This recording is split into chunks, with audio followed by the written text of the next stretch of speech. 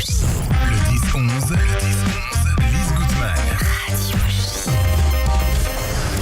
Radio J. Les rendez-vous de l'Écuge. Lise Gutmann.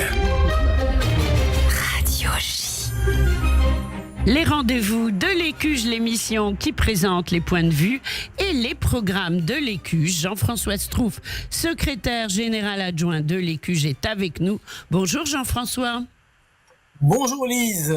Alors Jean-François, les fêtes de Ticherie se sont achevées hier soir. Cette fois, c'est la vraie rentrée et beaucoup d'activités, mais vraiment beaucoup, vont démarrer dès aujourd'hui. Et notamment un vrai moment de solidarité avec Israël. J'ai avant tout envie, Jean-François, de te demander comment tu ressens la libération des 20 otages. Oui Lise, sans trop personnaliser ce ressenti qui est avant tout collectif, j'ai envie de rappeler que j'avais porté un bonnet orange pendant plus de 500 jours en solidarité avec la famille Bibas. Oui, absolument, bonnet que j'ai retiré à l'issue des 30 jours de deuil qui ont suivi la mise en terre des corps de Shiri, Ariel et Kfir Bibas, de mémoire bénie. Nous savons qu'à l'heure où nous parlons, il reste encore entre les mains des terroristes du Hamas les corps de 19 otages assassinés, après la restitution de Inbar Eyman et du sergent-major Mohamed El-Atrache. Donc, alors oui, nous avons envie de célébrer la libération des 20 otages vivants et il faudra garder dans nos mémoires la date du 13-10-2025, 13 octobre 2025, comme étant celle de la libération des derniers otages vivants. Mais cette joie ne sera vraiment complète que lorsque la dépouille du dernier otage assassiné sera rendue à sa famille. Il sera alors temps d'enlever le ruban jaune que nous sommes nombreux à porter depuis près de 2 ans. Oui, et d'ailleurs, mea culpa, je l'ai enlevé trop tôt, le mien. C'est vrai qu'il faut le garder, que les corps n'ont pas été tous rendus et que tant que le dernier corps ne sera pas revenu en Israël, eh bien, l'affaire ne sera pas terminée. C'est le moins qu'on puisse en dire, Jean-François. Absolument. Alors, dès ce soir, double événement à l'Écuge, avec le lancement de la 5e saison de Jazz à l'Écuge et le premier événement d'une campagne de solidarité à laquelle l'Écuge s'est engagée. De quoi s'agit-il ? Oui, tu as tout à fait raison. Donc, on l'a déjà dit dans plusieurs émissions. Ne manquez pas à l'ouverture ce soir de la 5e saison de Jazz à l'Écuge avec le Homer Klein Trio. Il reste des places ? Pas beaucoup, il reste quelques places. Oui. Mais donc Homer Klein au piano, Haggai Cohen-Milo à la contrebasse, Amir Bressler à la batterie. Sachez que cette activité fait partie du festival Jazz sur scène. Comme d'habitude, le bar est ouvert à 19h30. Le concert commence à 20h30 pile. Et on entend, grâce à Serge, quelques notes de musique du Homer Klein Trio. On écoute 20 Absolument. secondes.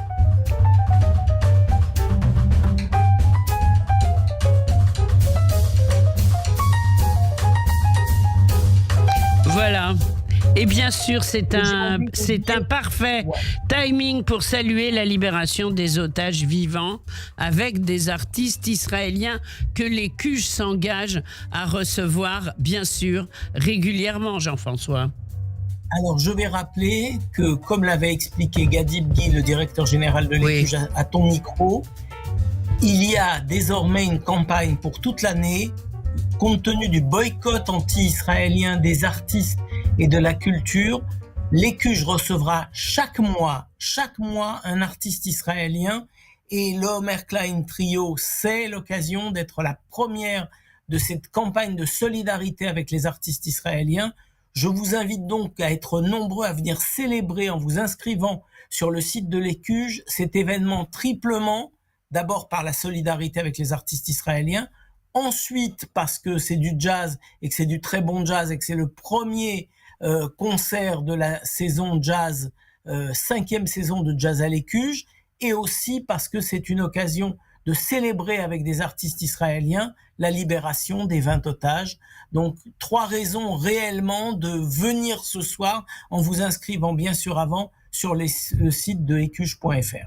Alors, au même moment, on retrouve le Ivrit Social Club, bien sûr. Et oui, parce que le même soir, oui, quelquefois on a tellement d'activités qu'il y en a deux Oui, c'est en même temps, ça se... Et comme il y a eu beaucoup de jours de Yom Tov pendant lesquels on ne pouvait pas avoir d'activité, on est obligé de mettre les bouchées doubles. De superposer, voilà. Superposer dans les mêmes locaux. Alors, de toute façon, le Ivrit Social Club, c'est en ligne. C'est à 18h30 pour les intermédiaires. Les très débutants, c'est un peu difficile de dialoguer. Donc, c'est une occasion avec Revital Schloman-Berger de parler hébreu. Elle propose un sujet qui est tout simplement Zichronot Shel Atid. Ça veut dire les mémoires du futur.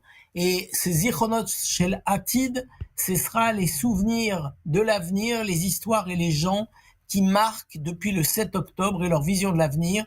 Donc à 18h30, les intermédiaires, ils sont en général très nombreux, mais il y a toujours de la place pour se joindre en s'inscrivant toujours sur le site, en recherchant Ivrit Social Club. Et à 20h30, c'est réservé aux avancées. Au perfectionnement. Et là, c'est carrément de l'hébreu courant. Donc, si vous avez un niveau d'hébreu et c'est gratuit, donc n'hésitez pas à vous connecter. Oui, mais inscrivez-vous. Voilà, si on s'inscrit pas, on n'accède pas. Voilà. On n'accède pas au lien pour pouvoir être en ligne avec Revital et les nombreux participants à cette activité. Alors, immédiatement après Sukkot, reprennent les cours du Grand Rabbin de France sous une forme inédite, laquelle, Jean-François? Alors, en conversation avec Chaim Corsia, c'est plus un cours pur avec un intervenant seul qui était le grand rabbin de France, Chaim Corsia, mais avec un invité. Donc chaque mois, l'Écuge a l'honneur d'ouvrir un espace de dialogue privilégié avec le grand rabbin de France et son invité. Ces rendez-vous qui allient profondeur et humanité tissent un fil entre la sagesse des textes de la tradition et les grandes interrogations de notre temps. On vous laisse découvrir un peu de surprise le 20 octobre, lundi prochain à 19h30, en présentiel et en ligne, toujours en s'inscrivant, cette nouvelle forme de rencontre avec le grand rabbin de France. Du côté de l'Ulpan, il y a donc désormais une véritable rentrée bis pour des cours qui avaient déjà démarré pour quelques séances avant les fêtes, mais là aussi, c'est la vraie rentrée régulière qui ne va plus être interrompue. Oui, le 16 octobre, la fameuse date qu'on attendait. Si vous choisissez une classe d'Ulpan qui a déjà démarré pour quelques séances, il y aura des rattrapages, d'autant plus systématiques si on est à un niveau débutant ou faux débutant. Il est nécessaire de démarrer très vite l'Ulpan et vous n'aurez rien perdu. Il n'est pas question d'attendre novembre. Bien il y aura sûr. une sorte de rattrapage plus complexe si on a manqué beaucoup de cours.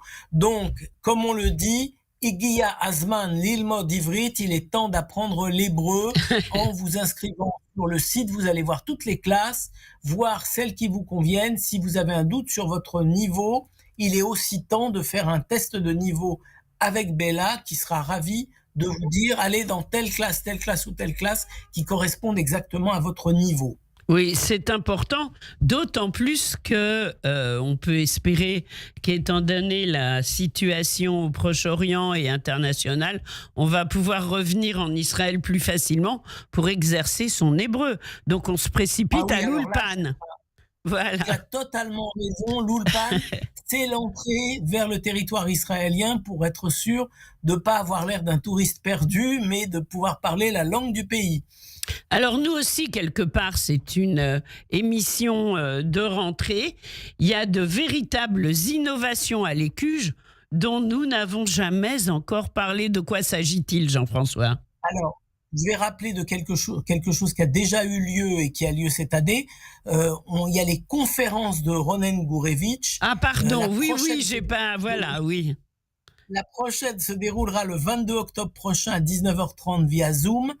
Et c'est un sujet qui va passionner le public. La formation ceux qui vont participer, la formation des forces de sécurité en terre d'Israël jusqu'à la création de l'État, c'est-à-dire de 1907 à 1948, et c'est une activité avec le soutien de l'Organisation sioniste mondiale, nos partenaires que nous saluons ici. Oui, qu'on salue, et c'est si important de connaître la vraie histoire. Hein? Absolument. Voilà. Et comme Ronen est un prof de l'Ulpan et en plus un prof d'histoire géo, c'est passionnant, c'est hybride kala, de l'hébreu facile pour permettre de suivre, même si on n'est pas ultra efficace en hébreu, on peut suivre, il traduit les mots difficiles et donc ça permet de progresser, c'est un complément aussi à l'enseignement traditionnel, au cours d'Ulpan, de 2 heures par semaine pendant 30 séances. Donc tout ça, avec l'Ivrit Social Club, ça vient en complément des cours réguliers. On termine avec les véritables innovations. Alors, quelles innovations? Oui. Chanter l'amour d'Israël, cours, chansons et chorale en hébreu avec Eti, le dimanche de 10h30 à 12h30 en présentiel, à partir du 26 octobre, c'est très rapide, cours d'hébreu en 40 heures. Ce nouveau cours s'adresse à tous, débutants ou intermédiaires, amoureux d'Israël, passionnés de musique ou simplement curieux d'apprendre autrement.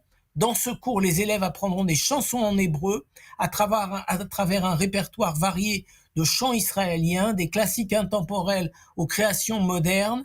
On apprendra les chansons de David Broza, Benya Barbia, Hanan Ben-Ari, Idan Reichel, Mati Caspi, Naomi Shemer, Nahum Neyman et bien d'autres surprises musicales. Alors, au programme apprentissage des paroles, on écoute. Alors ça, c'est Im Tirtzi de Hanan Ben-Ari. Merci Serge. אני אקום ואת כבר לא תהי, אני אצעק בכל העיר, אשאל אם מישהו ראה, לאן הלכה האהבה. Magnifique. Bouleversant même, j'ose dire, bouleversant. Hanan Ben-Ari, Im Tirtzi, l'une des chansons, du coup, quand on écoutera Radio J, si on suit ce cursus de chansons en hébreu, on pourra chanter avec, c'est génial. Avec et comprendre parfaitement les paroles. Exactement. Apprentissage des paroles, travail de prononciation, de vocabulaire et de compréhension, chant en groupe dans une ambiance chaleureuse et conviviale, ce qu'on appelle le Shira Betsibour, découverte de la culture musicale israélienne, ses racines, ses évolutions, ses messages. À ne pas rater. Alors, un site. Ecuge.fr, ECUJE.fr. Un téléphone, Jean-François. Le 01 53 20 52 52. Et l'adresse? Le fameux 119 rue Lafayette dans le 10e arrondissement. Eh bien, nous serons bien sûr au rendez-vous et de toutes ces merveilleuses activités. On se retrouve la semaine prochaine, même heure, même studio. Bravo à toute l'équipe et bonne rentrée à toute l'équipe de l'Écuge. Avec plaisir pour la semaine prochaine. Ça, c'est uniquement sur Radio J. Radio J. Radio J. Radio J. Les infos week-end. Eva Soto. Tous les dimanches, je vous donne rendez-vous à 6h20 et à 8h20 avec l'écrivain et ancien diplomate russo-ukrainien Vladimir Fedorovski.